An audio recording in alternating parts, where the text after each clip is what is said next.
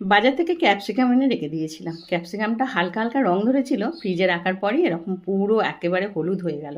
এখন ভাবছি এই বীজগুলো সংগ্রহ করবো, আর কীভাবে করবো সেটা দেখাচ্ছি। এইটা কেটে নিলাম, কেটে নিয়ে ভেতরে যে বীজগুলো আছে এখন কিন্তু পোক্ত হয়ে গেছে একেবারে। এই বীজগুলোকে বার করে নেবো, এই যে এখান থেকে বীজগুলো সমস্ত আমি বার করে নেব। বার করে নিয়ে এটা কিভাবে আমি রাখবো, সংরক্ষণ করে রাখবো, আর এখান থেকে কিছু আমি বসাবো, আর সেটা আমি দেখাচ্ছি। আগে বীজগুলোকে এরকম বার করে নিলাম, বার করে নিয়ে যতটা পরিমাণ এখানে শাঁস রয়েছে সেগুলো ফেলে দেবো। ফেলে দিয়েছি, কিছুটা কিছু রয়ে গেছে, অসুবিধা হবে না। এখন আমি এতে মেশাবো ছাই, কিছুটা ছাই মিশিয়ে নেব।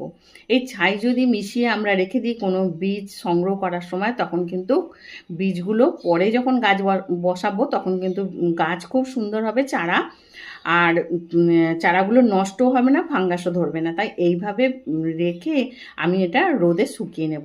দীর্ঘদিন রেখেও দিতে পারবো, আর এর থেকে চারা তৈরি করলে খুব সুন্দর চারা তৈরি হবে।